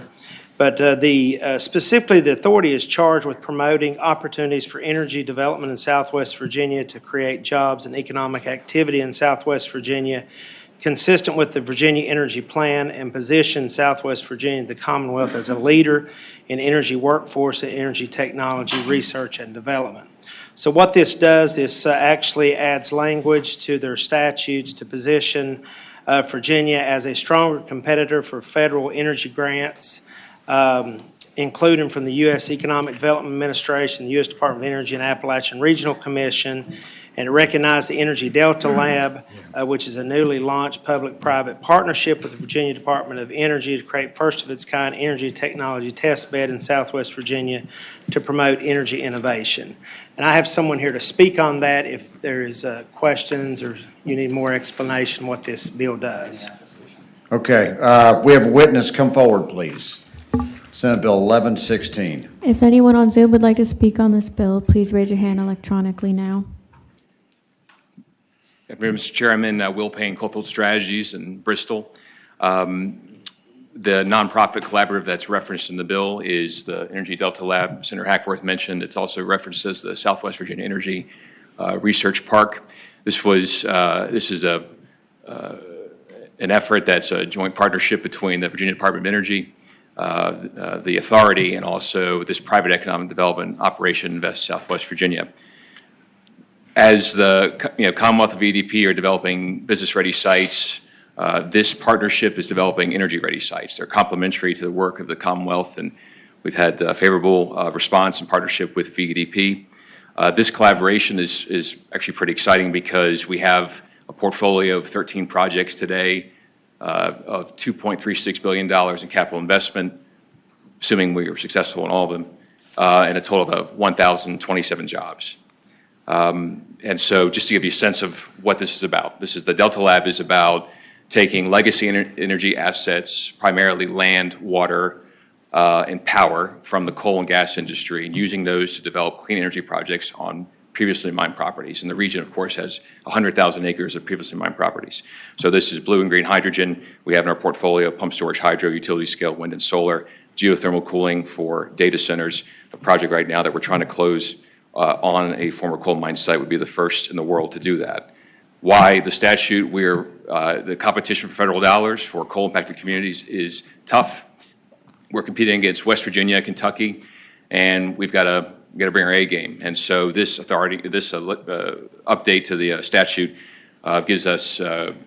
demonstrates the Commonwealth's commitment to this work and allows us to pursue some pretty significant grants, including a transmission extension for $100 million we applied for Friday. So, okay. Any questions? I have a question. Line 70 through 80, you talk about one of the tasks of this authority is to promote the capture and beneficial use of coal mine methane from active, inactive, and abandoned coal mines as a low carbon intensity feedstock for manufacturing and energy generation. Can you, Travis, someone help me with that? We can, yeah, we got somebody answer that. Uh-oh, is that Preston Bryant? Good Lord have mercy. Yeah. Man, y'all brought out the checkbook on this one, okay. Go ahead, Preston. Mr. Chairman, members of the committee, Preston Brown on behalf of CNX Resources, which is the largest natural gas company in Virginia. This is extracting coal bed methane, or coal mine methane. Basically, it's abandoned or closed coal mines. You'll see that the bill says already mined coal seams. Methane is the second most potent, or is 25 times more potent than CO2. And the methane is actually wafting into the atmosphere and doing harm.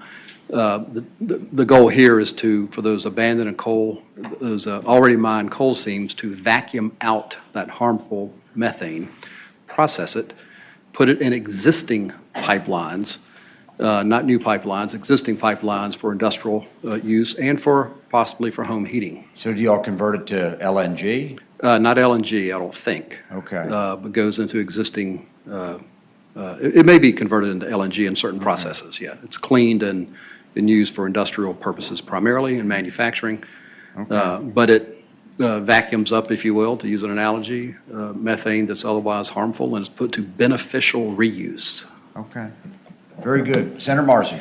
Thank you. Preston, is this the same, theory that Novec has a project in Halifax of an energy plant that uses wood off the forest floor, that if it was left to its own device would create methane, and you get it off and you create electricity out of it before it becomes methane, and in that way you reduce the carbon that gets into the atmosphere. Is that essentially the same thing? Arguably akin. Yes. Okay. All right, any other questions for Preston or Travis? Go ahead, Gonzalo. Thank you, Mr. Chair, and I'm just concerned around the methane issue as well. Is there any environmental impact on this extraction process, and could you clarify that? And so if I heard you correctly as well, if we leave the methane inside the coal mines and it's actually seeping into the environment, could you just talk a little bit about the environmental concerns around that? Thank you. So the coal mine methane actually is the byproduct of coal mines already been mined. So it is escaping naturally through cracks and crevices or gobwells or whatever. So what this does is it actually would capture that to be able to use it usefully, to be able to produce economic development or something like that, where that if you don't do that, it's just going to be released into the atmosphere, and it is harmful that way. Okay. Senator Morrissey. Thank you, Mr. Chair. Good afternoon, Senator. First of all, when I look at this bill, it seems to be extremely environmentally friendly. You seem to have come over to the other side, and I applaud you on that. It's promoting or supporting energy development projects like wind and solar energy, promoting projects to fix closed power sites, promote energy workforce development, promote and capturing that coal mine methane gas that we just spoke about. I can't tell you how heartened I am to see the other side come over here. The only thing I haven't seen in this, and I'm curious, because most of it seems aspirational, how much money is going to be put into, and I hope a lot, into promoting, developing, identifying these various things? I don't have a dollar amount. It's in the hundreds of millions of dollars that will be invested in this. And as Will Payne said, there is several projects on the table that we're looking at. And I think the purpose of this authority, we are very proud of our heritage in Southwest Virginia as producing a lot of energy for not only the Commonwealth, but for the nation. And so I think that, we realize that there's other uses of our natural resources that we can obviously tap into. And by capturing, for years, my father worked in coal mines, and he would have to come home earlier, or they would call him and say, you can't come to work because the coal mines would be gassed off. And so that meant that the methane levels was so high that they could not work. And so then they figured out, okay, we'll just punch holes in that and let it escape into the atmosphere. Well, that's what happened for several years. And somebody said, well, wait, we can actually capture this, put it in a pipeline, sell it, make some money. Right. So that's what happened. And then this is the coal mine methane is actually what is leaking out because it's already been mined. So it is not as abundant as the other methane capture, but it is. They are coming up with ways of capturing that, and that's what this is doing. And this gives the authority the ability to explore those issues and to be able to do that. So, Joe, I hope I get a gold star from you when this is over. Not only do you get a gold star, but I'm going to remind you of this day that you came over to the other side and endorsed and supported enthusiastically what some would say are left-leaning environmental issues. So my toe is over the line, but my body's still, with coal. Thank you, Mr. Chair. All right, we're going to reject that floor amendment to tie it to the California emission standards. Okay. All right, any other comments? I think this bill's in good shape. Chair will entertain a motion. Okay, motion. Oh, by the way, I should have asked, is there anyone here to speak against the bill? If you're for the bill, stay seated because we're okay. Okay, all right. So the motion is to report. No one hate me. Okay. I'm not opposing your bill. I'm going to break. If there's anyone in the Zoom room who would like to speak against the bill, please raise your hand electronically. Okay, yeah, that's fine. If you want to just listen, you're here, speak. Okay, so we very much do thank the patron for investing in Southwest Virginia, Blair Climate Cabinet. The only pieces that give us concern, and the environmental community is not opposing this wholeheartedly, at least the ones that I've spoken to, is the lack of guardrails around hydrogen and whether or not it is green or not, whether or not the coal bed methane that you're referring to is actually going to be cleaned up by the federal government money. We've got $28 million coming to Virginia to clean up over 80% of those mines. So I just want to remind folks that there are actually already opportunities in place to deal with those methane sources. Whether or not we're putting our foot a little bit too heavily on fossil fuels over clean energy within this. And most importantly, though, in this bill that I want to make a distinction about from the other piece of legislation that you're carrying that's better in this bill is not defining coal mine methane as renewable. And that is something that we definitely have concerns about in the environmental community that is not in this bill. So I want to make sure we're not conflating those two. Thank you. And all this does is it has to do with the powers and duties of the authority. It's not promoting anything. So. Okay, I appreciate that. We have a motion to report and refer the bill to finance. Clerk, open the roll.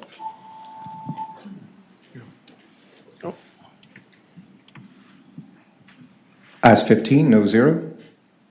Okay, ayes 15, no zero. That bill's going to finance. Thank you. Okay, who else wants to go next? Monty, or Ghazala, go ahead. We already passed this bill. Mark Peak? Yeah, we did his easements bill. Oh, that was. Yeah, his easement. Thank you, Mr. Chair. And there is it a substitute that we have? Okay, I have in my notes a substitute that needs to be distributed. Move to adopt substitute. We have a motion and a second to adopt substitute. All in favor, say aye. Aye. Okay, distribute the substitute, please. Thank you, Mr. Chair. As you're receiving the substitute, I'll just give an overview of the bill. SB 1333 is seeking to empower our Clean Energy Advisory Board to actually apply to the hundreds of thousands of dollars that are available now through our Environmental Protection Agency for funds that are coming from the Inflation Reduction Act. And the specific grant fund that was created by the IRA is the Greenhouse Gas Reduction Fund. which the EPA administers. So this expands, this particular bill would expand the purpose of the Clean Energy Advisory Board from dispersing loans and rebates to also now dispersing grants available, since those are federal dollars that are coming to all the states, and this gives an opportunity for Virginia to be a strong player in taking some of the IRA monies. And this defines solar energy system. It expands the definition of solar energy system to include battery storage. So that is the intent of the bill, to provide opportunities for grants now to be able to be distributed by our Clean Energy Advisory Board into areas of critical need around solar energy systems. And majority of the structure that has already been created for our solar energy, our Clean Energy Advisory Board remains intact. This adds the opportunity to establish loan processes. Okay. All right, any questions for Senator Hashmi? Okay, anyone, witnesses in favor of the bill? If any participants Walt. on Zoom would like to speak in support of this bill, please raise your hand electronically. Walton Shepherd with the NRDC.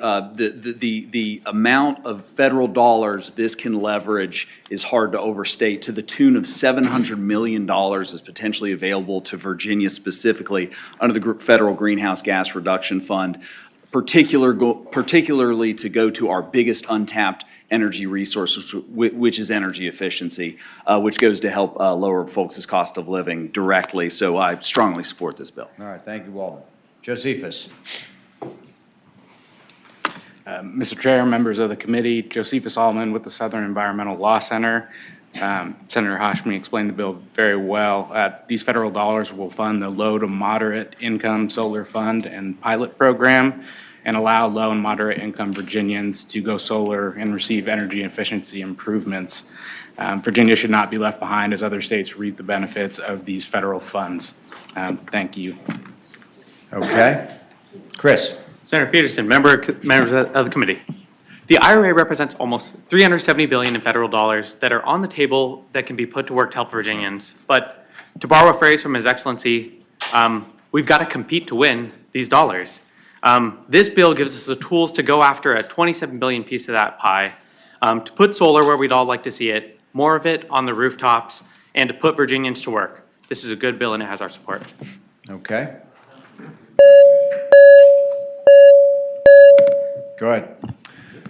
Mr. Chairman, members of the committee, Peter Anderson with Appalachian Voices. We support the bill. I won't repeat what my colleagues have already said. I would just like to remind members of the committee that the low to moderate income solar loan and rebate fund that exists today and the Clean Energy Advisory Board was created by a bill that passed both of these chambers unopposed in 2019.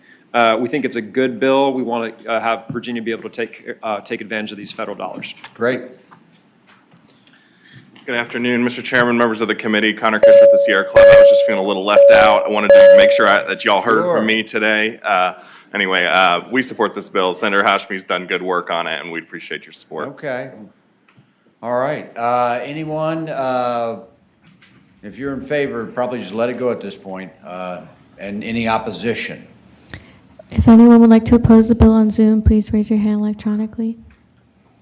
There are no speakers on Zoom, Mr. Chairman. Okay. Senator Hanger, you have a question? Yeah, yes, Mr. Chairman. I guess Senator Hashmi or someone, on line, well, there's some stricken language on line 69, and then it says that an application has to have evidence demonstrating the household has been weatherized within the past 5 years by an authorized weatherization assistance provider or other provider approved by the Department of Housing and Community Development.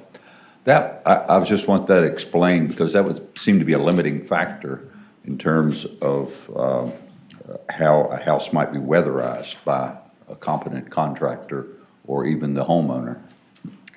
Thank you, Mr. Chair and Senator Hanger. This falls under the Section B which states that the board shall accept an application only from the installer of the, and this is existing language, the installer of the solar energy system or the agent of the customer. And so it's my understanding that this is in alignment with our previous bill that makes sure that it is in, that the work is performed by the original installer, so that there is consistency there. But if I'm not explaining that correctly, I would invite Josephus up here to explain it. You may be, Mr. Chairman, you may be explaining it correctly, but I would just wonder if why we're limiting this in this way. I understand you want to make sure the weatherization of the house has been done well, which would be different than just installing the solar system itself. That's so that it would be energy efficient. Is that just a condition of the grant program itself? So that the weatherization has occurred within the past 5 years Right. by an authorized provider or a provider that's been approved by our DHCD. Okay. Thank you, Mr. Chairman. It All just right. seemed very limiting. Okay. Any other questions? It is good. I think maybe that's the point. Okay, bills before us. All right, we got a motion. Is there a second? I'll second. Okay. We have a motion, second to report the bill. All in favor, vote aye. Clerk, open. Oh, it's got to go to finance, yeah. Report and refer to finance. Okay, open the roll. Okay, I'll figure it out later.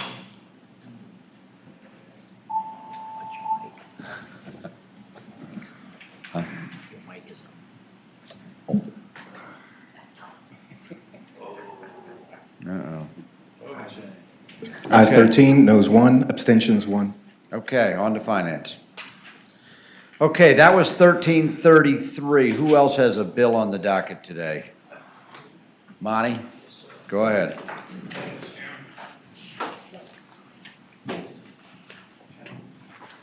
You got one, okay. Senate Bill 997, Mr. Chairman. Yep. Oyster shell recycling tax credit. Several years ago, the Chesapeake Bay Foundation made a presentation that I saw that was just outstanding. They were trying to get restaurants to take oyster shells instead of throwing them out, save them, and we'll use them for oyster beds and for reefs. So I went around to my restaurant association, it's a beautiful plaque. We do this, we're looking out for it. And they said, look, Monty, I've done this. We like it. We like the concept. We don't want to waste them, but it's a pain. I mean, I have to clean them up. They set them in the corner. A retired gentleman comes by to pick them up. It's not consistent. Sometimes they stack up. So in other words, it just wasn't worth their while, right? So a fair amount of restaurants that even made the effort were kind of backing out the program, just stopped doing it altogether. This is somewhat of an incentive, up to $4 a bushel, $1,500 total, to an individual or to businesses, restaurants ideally, that will save oyster shells, and we can recycle them, use them in our reef. I didn't realize until we started talking about this, we actually pay significant money for them in places. So if we got them when we're using them in our industry, in our state, we can give it a little bit of incentive. It's up to $250,000. Of course, it's got to go upstairs and be blessed by the powers that be, but that's a bill, and I think it's a good idea. Who knew? Oyster shells. Who Okay. knew? Make a fortune. All right, any questions for Senator Mason? Okay, anybody in favor of the bill? Want to resume Oh my gosh, participants? here they come forward, okay. Any Zoom participants who would like to Mr. support this Chairman. bill, please All raise your right. hand now. Now, you raise the state sales tax, nobody testifies, you have oyster shell reclamation, everyone testifies, okay. Mr. Chairman, members of the committee, Jay Ford, Chesapeake Bay Foundation. I think Senator Mason did an excellent job explaining this bill. Our hope is that these will not go into the landfill, which is where a lot of them are headed right now. And quite frankly, that's just a lost natural resource. Best thing to grow oysters on is oyster shell. So the more of these that we're putting overboard, the cleaner our waters, and people are enjoying Virginia oysters, which is always a good thing. So it's a win-win in our mind, and we hope you'll support the measure. Thank you. Okay. Nikki. Good afternoon, Mr. Chairman, members of the committee. I'm Nikki Robner with the Nature Conservancy, and for the reasons that have been stated, we support this legislation. Okay. Senator Peterson, members of the committee, Chris Land, League of Conservation Voters. going to clam up now and say, we also support this legislation. Nice. Mr. Chairman, members of the committee, my name is Tanner Council. I represent the Chesapeake Oyster Alliance. We're a coalition of over 90 growers, academic institutions, nonprofits, and other businesses with a growing network of restaurants and businesses. This bill would help keep the existing restaurants and businesses in place and encourage other ones to come online, which we strong support. Thank you. Mr. Chairman, we have a speaker on Zoom. Okay, go ahead. Brian, you can speak now. Mr. Chair, members of the committee, Brent Hunsinger, Friends of the Rappahannock. We believe the Rappahannock grows the finest oysters, and this bill could help provide more shell for us to restore the reefs in the coming years. For those reasons, we hope you will support this bill. Thank you. Mighty Rap. Okay. There you go. All right. Any questions from the panel? Move to report. Okay. We got a motion and a second to report and refer the bill to finance. Clerk, open the roll.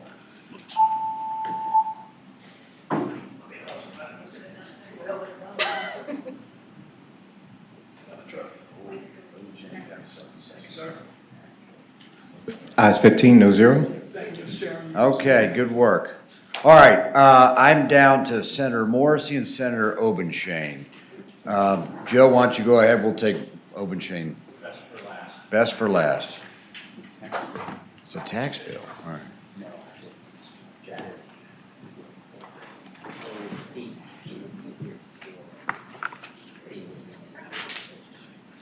We do. Yep.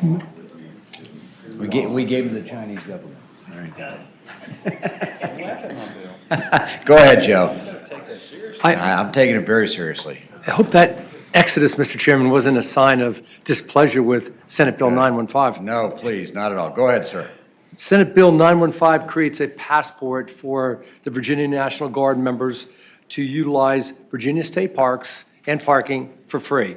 A guardsman who is currently inactive simply provides a letter from the Secretary of Veteran Defense Affairs, and it's, as I indicated a second ago, valid for the duration of that individual guards member's service. You may have seen or remember seeing legislation that was proposed in the 2022 General Assembly session to eliminate the fee for all service members.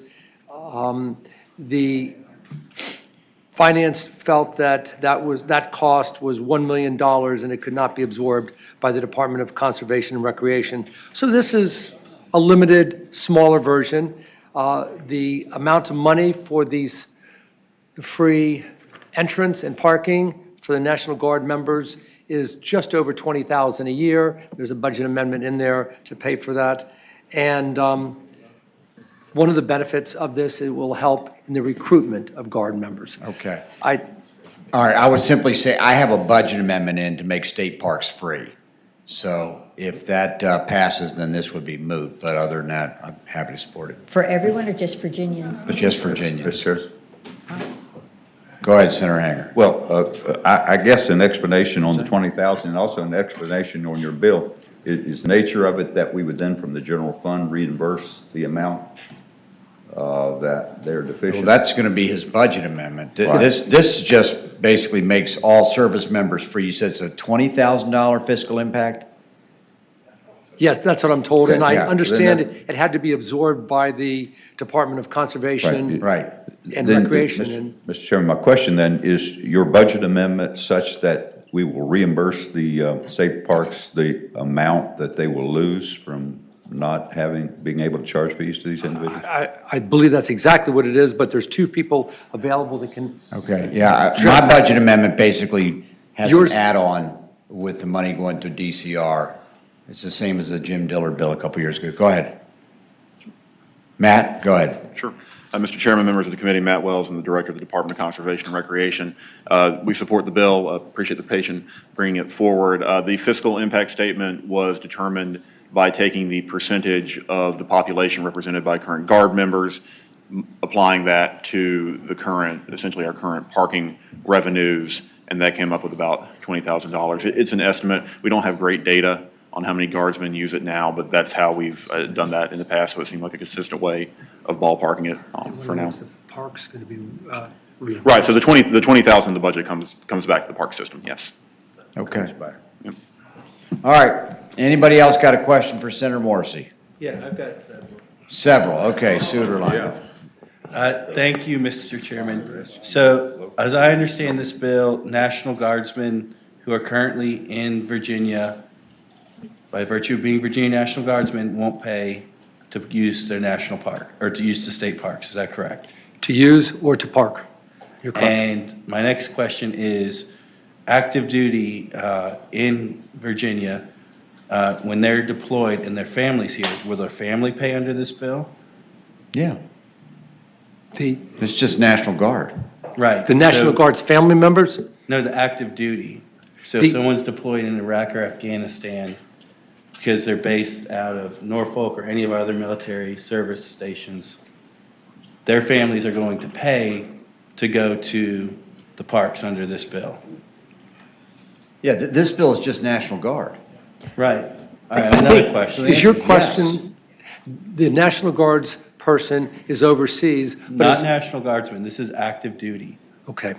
This bill just affects active duty Virginia National Guards members. Last year, you may be conflating it, there was a bill to allow all service members. So no, it just involves the National Guard members and their respective families. All right. Okay. Thank you. I have another question. Okay, go ahead, Senator Suderline. So our police, when our state police go to the state parks, do they pay under this bill? Yes. Yes.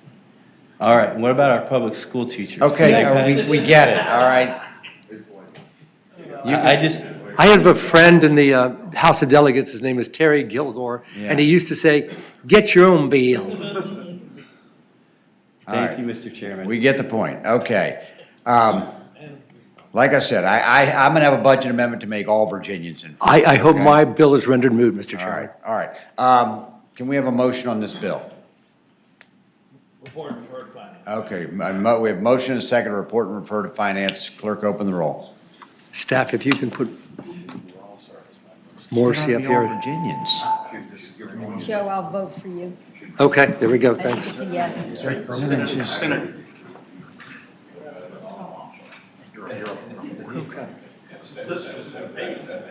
Ayes 14, noes 1.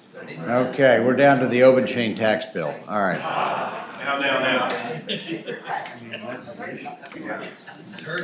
All right. Senator Obenshain. Let me be clear, Mr. Chairman, this is not a tax bill. Okay. No matter what Senator Stewart says, it is not. 2 years ago, I think it was 2 years ago, we adopted the Dairy Producer Margin Coverage Premium Assistance Program to aid dairy farmers in securing price stabilization insurance. And we did that as an inducement to them to adopt nutrient management programs. It has been a very successful program. However, the enrollment has been slow. There has been significant interest. There is, my understanding is, still money that is available. This program is sunsetted. This removes the sunset for this program. It enables us to tap the federal dollars to achieve the dual purposes of protecting our diminishing number of dairy farms and encouraging voluntary adoption of nutrient management programs. So this bill creates a fund within the Department of Treasury for payment of those premiums, and it removes the sunset. That's it. Okay. Anyone opposition or in favor? If anyone on Zoom would like to speak on this bill, please raise your hand. I think this is just continuing this policy. There are no speakers, Mr. Are you Chairman. in favor? Yes. Okay, if you're in favor, thumbs up. Okay, anyone? All right, that's good. All right. Okay, we have a motion and a second to report Senate Bill 1239 and refer to finance. Clerk, open the roll.